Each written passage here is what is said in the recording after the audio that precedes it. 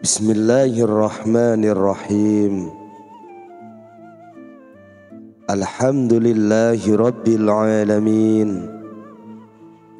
Assalatu wassalamu alaika ya sayyidi ya Rasulullah. Khudh biyadi qallat hilati adrikni.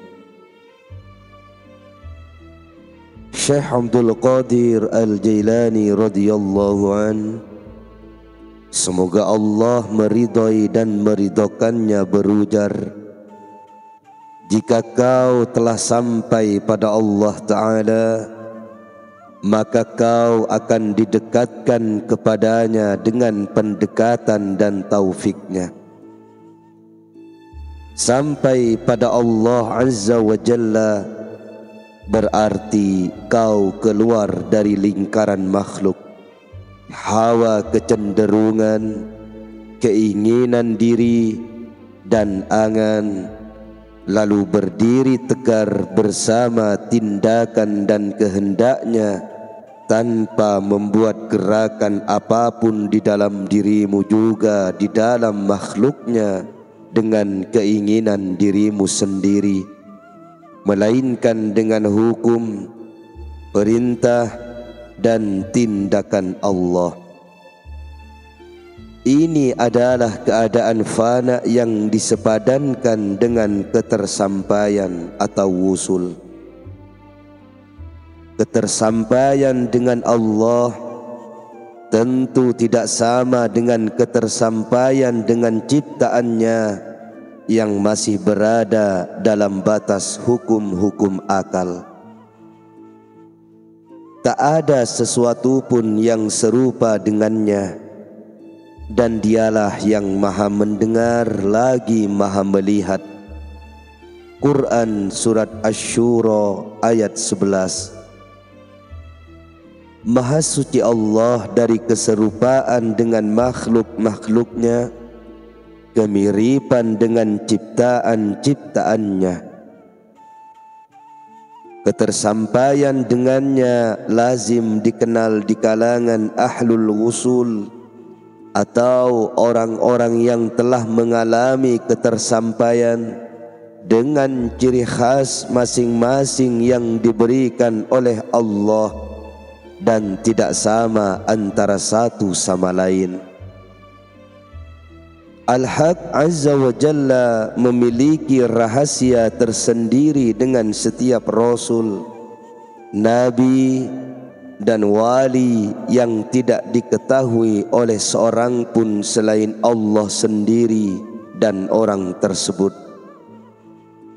Sampai-sampai ada seorang murid yang memiliki rahasia yang tidak diketahui oleh syekhnya, dan sebaliknya sang syekh pun memiliki rahasia tersendiri dengan Allah yang tidak diketahui oleh si murid. Kendati laku si murid sudah mendekati ambang pintu hal sang syekh. Ketika seorang murid telah mencapai keadaan atau spiritual sang syekh, maka ia akan disendirikan dan dipisahkan dari syekhnya. Lalu Allah sendirilah yang kemudian mengasuh dan menyapihnya dari segenap makhluknya. Dalam hal ini, syekh seperti seorang inang pengasuh yang berhenti menyusui sang bayi setelah 2 tahun. Juga dari menyusui makhluk setelah lenyapnya hawa kecenderungan dan keinginan diri. Sang syekh hanya diperlukan selama si murid masih memiliki hawa dan keinginan yang harus dihancurkan. Dan setelah keduanya musnah, maka sang syekh pun tidak dibutuhkan lagi, sebab si murid sudah tidak memiliki kotoran dan kekurangan. Jadi jika kau telah sampai kepada Allah sebagaimana yang kami jelaskan di atas, maka berlindunglah senantiasa dari segala selainnya. Jangan kau lihat wujud apapun pada selainnya dalam hal mudarat dan manfaat, memberi dan menolak, takut dan harap. Akan tetapi Allah sendirilah ahli taqwa dan ahli maghfirah. Pandanglah selalu tindakannya sembari menunggu perintahnya, menyibukkan diri dengan laku ketaatannya, membedakan diri dari seluruh makhluknya di dunia dan akhirat. Jangan pautkan hatimu pada sesuatu pun dari ciptaannya. Anggaplah semua ciptaan bagai orang yang ditahan oleh raja sebuah kerajaan besar. Lalu sang raja merantai leher dan kedua lengannya, menyalipkannya pada sebatang pohon pinus yang berada di tebing sungai berarus deras, bergelombang dan amat dalam. Sementara itu, sang raja duduk di atas singgasana yang tinggi dan lapang, bersenjatakan beragam lembing, tombak, panah, dan beragam senjata yang tak terhitung lagi jumlahnya. Lalu mulailah sang raja membidikkan salah satu senjatanya ke arah si tawanan yang terbelenggu tersebut. Coba, apakah mungkin orang yang melihat pemandangan itu memalingkan penglihatannya dari sang raja?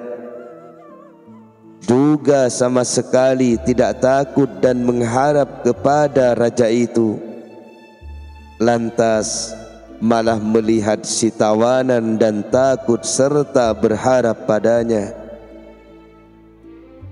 Tidakkah tindakan tersebut dalam pandangan akal sehat disebut tindakan gila yang tak berakal dan berindra, serta binatang dan bukan manusia?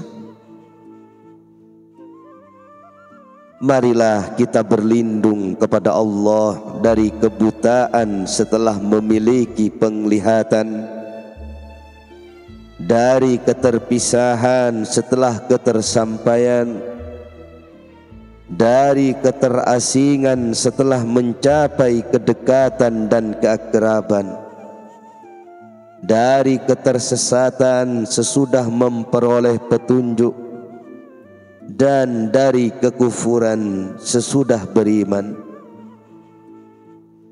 Dunia ini seperti sungai besar berarus deras yang kami sebutkan di atas. Setiap hari airnya bertambah, dan ia adalah perumpamaan syahwat menggebu manusia dan segala kesenangan mereka di dunia. Sedangkan anak panah dan berbagai senjata bidik melambangkan ujian hidup manusia yang dijalankan oleh takdir. Dan pada ghalibnya, manusia di dunia tertimpa bala cobaan, kekurangan, penderitaan, dan ujian. Bahkan semua karunia dan nikmat yang diterimanya selalu saja disusupi beragam petaka jika manusia mau merenung berikhtibar. Oleh karena itu, seorang yang berakal tidak akan bisa hidup dan merasakan kenyamanan kecuali hanya di akhirat kelak, jika memang ia benar-benar yakin sebab hal itu hanya diperuntukkan bagi orang mukmin. Nabi Muhammad sallallahu alaihi wasallam bersabda, tak ada kehidupan selain kehidupan di akhirat. Sabdanya lagi, tidak ada kenyamanan bagi orang mukmin tanpa pertemuan dengan Tuhannya. Sabdanya lebih lanjut, dunia ini adalah penjara bagi seorang mukmin dan surga bagi seorang kafir. Beliau juga bersabda, orang yang bertakwa terkekang. Melihat hadis dan khabar ini, bagaimana seseorang bisa mengaku nyaman hidup di dunia? Sesungguhnya kenyamanan hakiki terletak pada kesendirian atau inqita' menuju Allah, keridhaan menerima apa saja darinya, dan penyerahan diri sepenuhnya di hadapannya. Dengan begitu, seorang hamba telah berada di luar dunia, dan ketika itulah petunjuk menjadi kasih, sayang, kelembutan, ketulusan, dan karunia kemuliaan.